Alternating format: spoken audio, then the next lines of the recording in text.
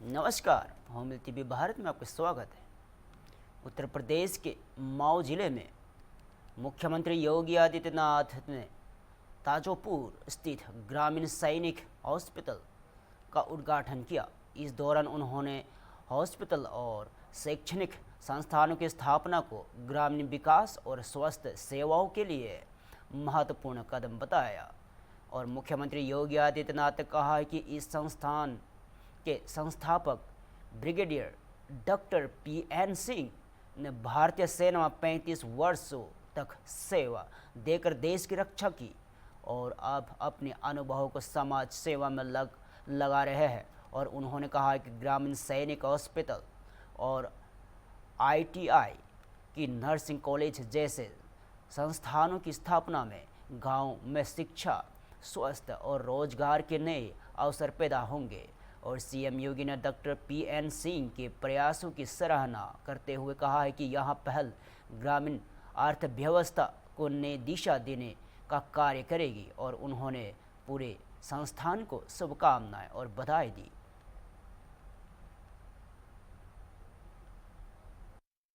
जिला के अध्यक्ष श्री रामाश्रय मौर्य जी,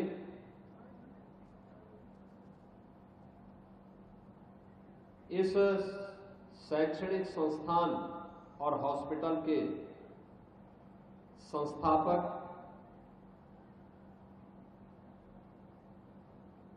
इसी माटी के सपूत और भारत के एक वीर सैनिक के रूप में जिन्होंने 35 वर्ष तक भारतीय सेना में रहकर के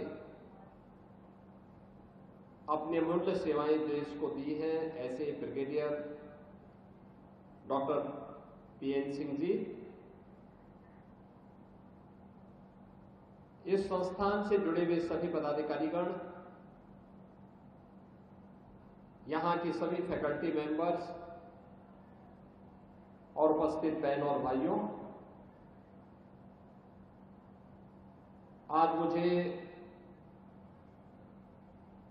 जनपद मऊ में आने का अवसर प्राप्त हुआ है।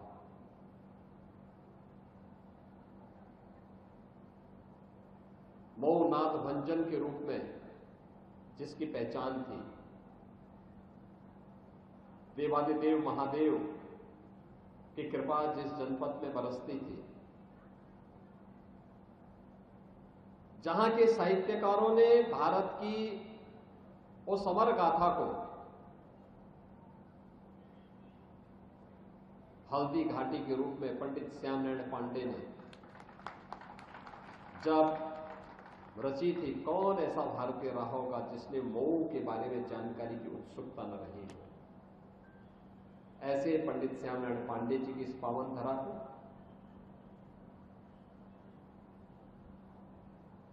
एक संत और समाजसेवी के रूप में,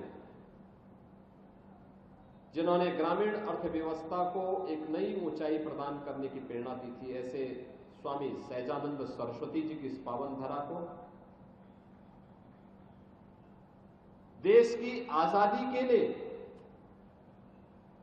अपना सर्वस्व न्यौछावर करने वाले शहीदों की पावन धरा और पूर्व केंद्रीय मंत्री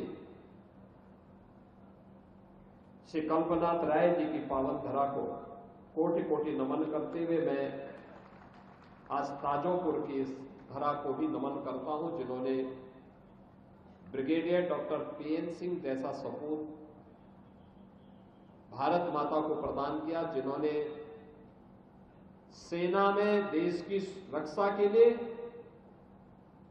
विभिन्न संस्थाओं में व्यावहारिक अनुभव के लिए और फिर उन सब का निचोड़ लेकर के अपने गांव के माध्यम से अपने जनपद वासियों की सेवा करने के लिए इस ग्रामीण सैन्य हॉस्पिटल के साथ साथ ITI, nursing college, pharmacy college, ये सब अपने गांव में स्थापित करके ग्रामीण अर्थव्यवस्था को नई ऊंचाई प्रदान करने का कार्य किया है।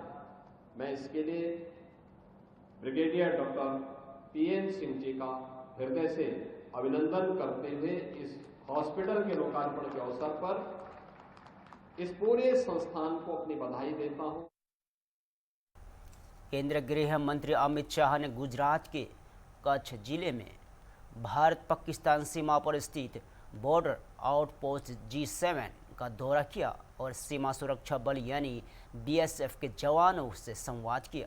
इस दौरान अमित शाह ने देश की सीमाओं की सुरक्षा में तैनात जवानों की सराहना करते हुए कहा है कि BSF के जवान कठिन परिस्थितियों में भी पूरी निष्ठा के साथ देश की रक्षा कर रहे हैं और उन्होंने कहा है कि कभी दुर्गम रेगिस्तान में तो कभी राजस्थान के 50 डिग्री तापमान वाली भीषण गर्मी में जवानों को ड्यूटी निभानी पड़ती है।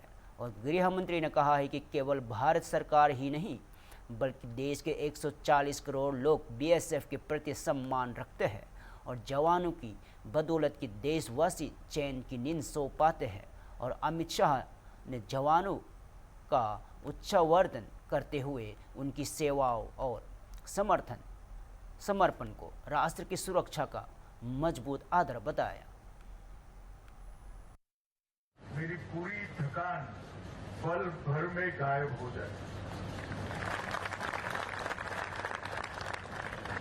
क्योंकि जब चौकी पर पहुंचते हैं तो जहां आप रहे हैं वहां रहना कितना कठिन है वो आते आते ही मालूम हो जाता है। और यहां आने के बाद जब आप हंसते हुए चेहरों के साथ भारत की सीमाओं की सुरक्षा करते हुए देखते हैं तब हमें लगता है कि हमारा काम बहुत सरल है। हमें तो कम से कम थकने का अधिकार नहीं है। जब आप नहीं थकते हो तो हमें थकने का अधिकार है। BSF ने स्थापना से लेकर अब तक 60 साल में 66 से लेकर 2026 तक दो सबसे कठिन सीमाओं की सुरक्षा का जिम्मेदारी उठाई। एक पाकिस्तान की सीमा और दूसरा बांग्लादेश की। और इस सीमाओं में इतना बड़ा अंतर है कि BSF के जवान का रिटायर्ड होते होते -45 डिग्री से लेकर +45 डिग्री तक हर मुकाबले का सामना आपको करना पड़ता है। कहीं कच्छ का दुर्गम रेगिस्तान है, सर्करिक और हरामी नाले की दलदली जमीन है, कहीं राजस्थान के रेत के टीलों के बीच में 50 डिग्री टेम्परेचर के बीच में आपको काम करना पड़ता है। मैं अभी सांचू गया था तो जब कैंप पर पहुंचा तो 46 डिग्री टेम्परेचर था। सांचू गया तो तपे हुए टीलों में 50 डिग्री तक टेम्परेचर था। और कहीं कश्मीर की बर्फीली चोटियों पर सुंदरवन के जंगलों के बीच में गंगा सागर के किनारे से लेकर मेघालय और आसाम के पहाड़ी और वन क्षेत्रों तक BSF ने 6 दशकों में फर्स्ट लाइन ऑफ डिफेंस का अपना दायित्व बहुत अच्छे तरीके से उठाया भी है, निभाया भी है और इसके लिए 2000 जवानों ने अपना सर्वोच्च बलिदान दिया है। और इसी के कारण न केवल भारत सरकार, 140 करोड़ की जनता हमेशा BSF के प्रति अपना अहोभाव भी रखती है, सम्मान भी रखती है और श्रद्धा से चैन की नींद भी सोती है। यहां से कुछ किलोमीटर दूर बनासकांठा में आप सबकी एक कठिन ड्यूटी के जनता के परिचय के लिए एक सेंटर बनाया गया। लगभग 250 करोड़ की लागत से सेंटर बना। आज एक महीने में लगभग 2.5 लाख से ज्यादा गुजरात की जनता वहां जाकर BSF की ड्यूटी का परिचय लेती है। शुरू में मैंने 6 माह तक वहां एक फीडबैक फॉर्म और बीएसएफ के लिए आप क्या मानते हैं इसका जनमत संग्रह जैसा कराया था। आप सभी को आश्चर्य होगा, कई माओं ने लिखा था कि हमारे बेटे बेटियां बड़े होकर बीएसएफ में जाए तो हमें गर्व होगा। देश के लिए इतनी कठिन जीवन जीना बहुत बड़ी बात है। ये जो भाव देश की जनता के लिए पड़ा, अब वो फीडबैक फॉर्म को ऑनलाइन कर दिया गया है, तो ऑनलाइन लिखते हैं और अपने आप इनके प्रति, बीएसएफ के प्रति इनका जो सम्मान है वो एकत्रित होते जाता है। ये बहुत बड़ी बात है। इसी आंध्र प्रदेश के विजयवाड़ा दौरे पर पहुंचे केंद्रीय मंत्री गिरिराज सिंह ने वस्त्र उद्योग और सिल्क सेक्टर के विकास को लेकर बड़ा बयान दिया है। उन्होंने कहा है कि आंध्र प्रदेश को देश के प्रमुख सिल्क राज्यों की विकसित करने की दिशा में केंद्र सरकार लगातार काम कर रही है। गिरिराज सिंह ने कहा है कि उनका 2 दिवसीय आंध्र प्रदेश दौरा है और इस दौरान उन्होंने मुख्यमंत्री से मुलाकात कर राज्य में सिल्क और टेक्सटाइल सेक्टर को मजबूत बनाने पर चर्चा की। उन्होंने कहा है कि आंध्र प्रदेश में अपार संभावना है और यहाँ राज्य हर क्षेत्र में बेहतर प्रदर्शन करने की क्षमता रखता है।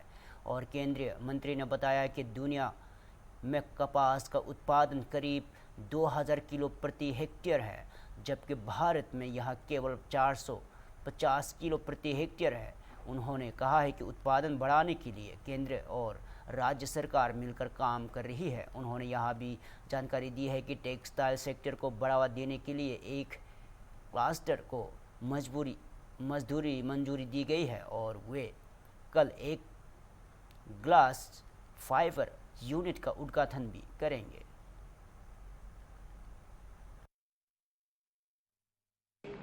दो दिनों का मेरा आंध्र प्रदेश में आज विजयवाड़ा और कल विशाखापट्टनम, आज चीफ मिनिस्टर से मिलकर के सिल्क स्टेट के रूप में आंध्र को कैसे डेवलप किया जा सकता है और कॉटन, क्योंकि आंध्र एक ऐसा प्रदेश है जो कुछ भी कर सकता है, तो कॉटन आज पूरी दुनिया में 2000 kg पर हेक्टर, लेकिन इंडिया में, भारत में 450 kg। सो उसको कैसे, इसके लिए क्या कोई सीड के लिए कोई पॉलिसी बनानी पड़ेगी, कैसे यहाँ पे दोनों का प्रोडक्शन सबसे अधिक हो, और तो हैंडलूम के लिए ये जाना जाता है। अभी हमने एक धर्मावरण में अप्रूव किया है क्लस्टर, एक और क्लस्टर हम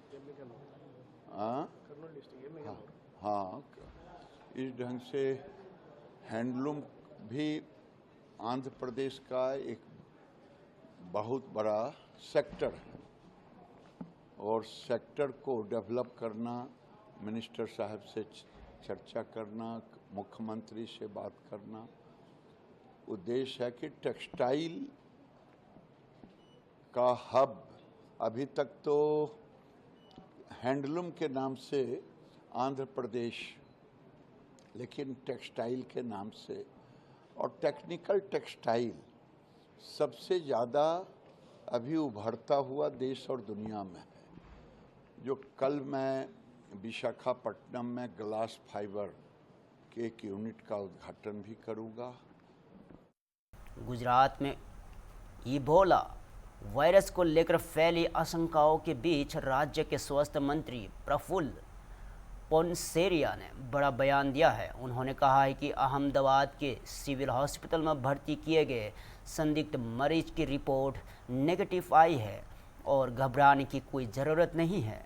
और स्वास्थ्य मंत्री ने बताया है कि संदिग्ध मरीज को विशेष एहतियात के तौर पर अहमदाबाद के सिविल हॉस्पिटल में भर्ती कराया गया था, जहां इबोला वायरस से जुड़े मामलों के उपचार के लिए विशेष वार्ड तैयार किया गया है।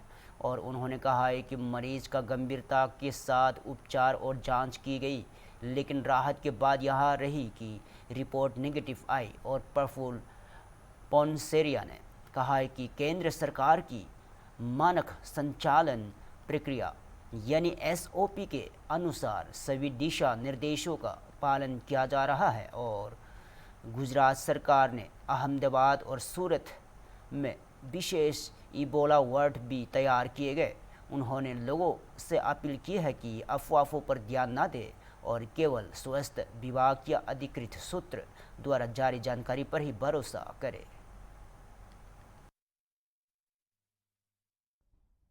सर, इबोला वायरस को लेकर रिपोर्ट नेगेटिव आई है, क्या कहेंगे आप? जांच के दौरान क्या पूछा और कैसे आगे की तैयारियां की गई?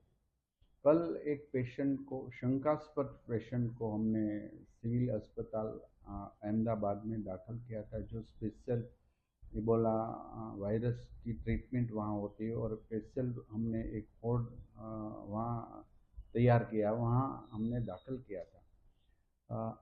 उसकी जांच ब्लड की करने के लिए हमने जो पुणे में भेजे थे सैंपल, तो आ गए, वो पुणे नेगेटिव है। उसके साथ 2 बिजनेसमैन है, उसका भी हमने ब्लड टेस्ट करवाया था, वो भी नेगेटिव है। तो ये कोंगो से आ रहे थे, इसलिए हमने गंभीरता ली, हमारा पूरा आरोग्य विभाग ने गंभीरता लेकर उसको सही तरह से ट्रीटमेंट किया।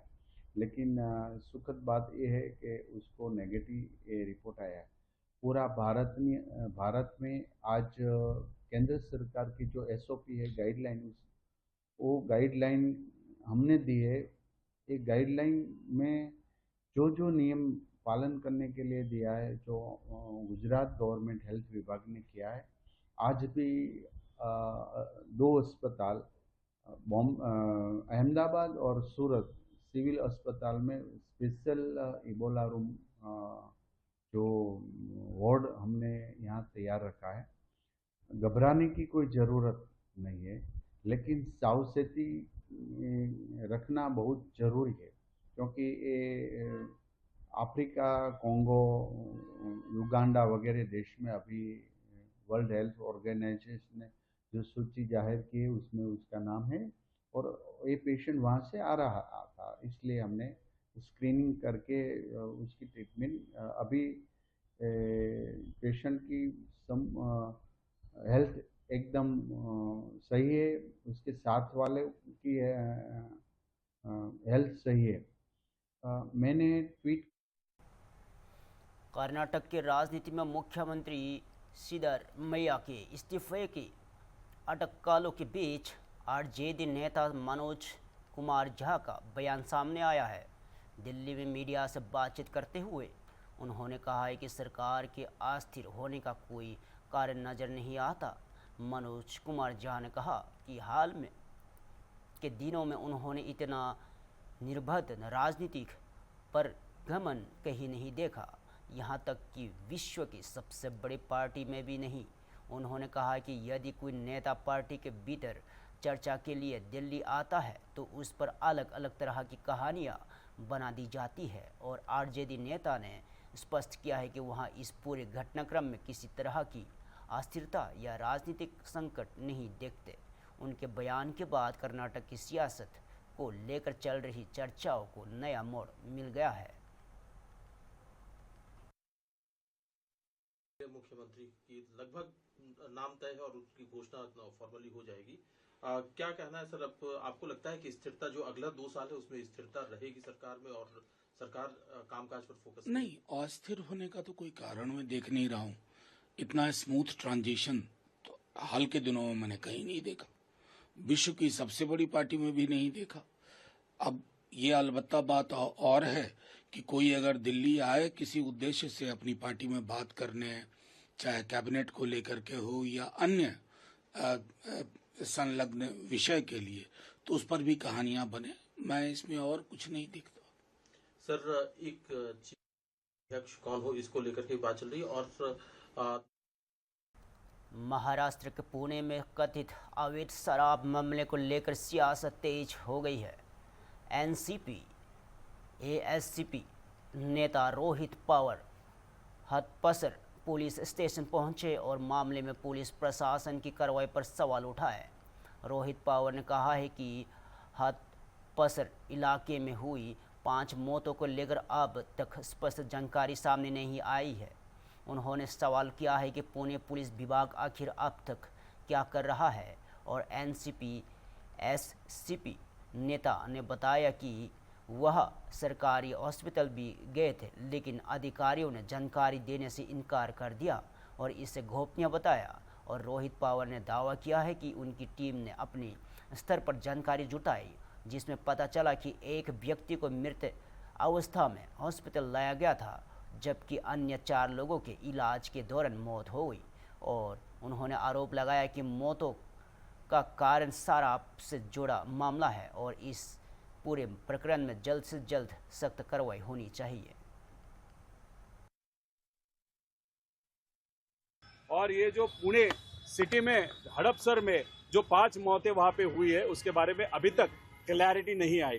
तो हमारा डायरेक्ट प्रश्न ऐसा है कि पिंपरी चिंचवड में निकाल भी मिल जाता है या निर्णय भी लिया जाता है कि वहां पे मौतें ये इलिसिट दारू या इलीगल दारू पीने के कारण वहां पे हुई, तो पुणे का पुलिस डिपार्टमेंट अभी तक क्या कर रहा है। उसी के साथ मैं खुद ससून जो गवर्नमेंट का हॉस्पिटल है वहां पे हम गए थे, वहां पे अधिकारी ने हमको इन्फॉर्मेशन देने के लिए ना बोला या बोला कि कॉन्फिडेंशियल इन्फॉर्मेशन है, लेकिन हमने हमारे लेवल पे इन्फॉर्मेशन निकालने के बाद एक व्यक्ति ब्रॉड डेड था और बाकी 4 जो थे वो ट्रीटमेंट करते करते वहां पे अनफॉर्चुनेटली उनकी डेथ हुई और पिंपरी चिंचवड में 13 तो total 18।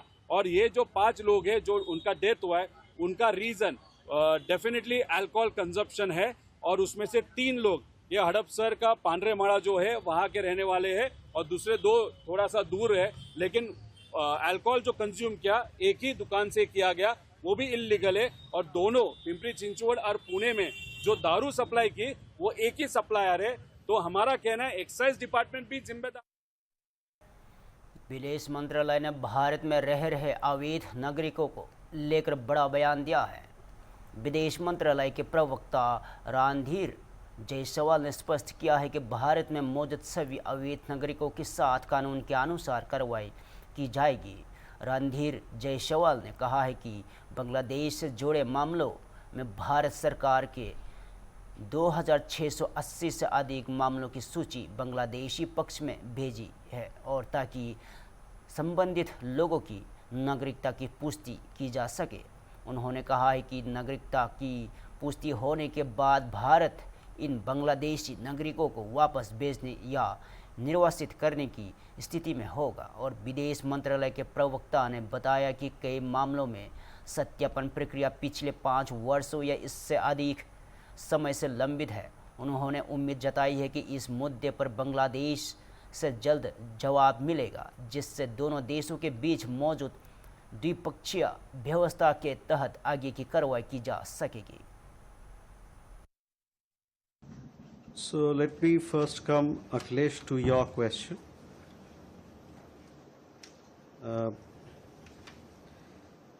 See, all illegal nationals who are staying in India, they will be dealt as per law. Now, in the case of Bangladesh, as I had informed you earlier, we have referred 2,680 cases or more than 2,680 cases to the Bangladeshi side for them to verify the nationality of those people that we have handed over the names of. Once this nationality verification is done, then we'll be in a position to deport these people, these nationals of Bangladesh. In many फिलहाल के लिए इतना ही। ताज़ा खबर देखते रहिए home TV Bharat.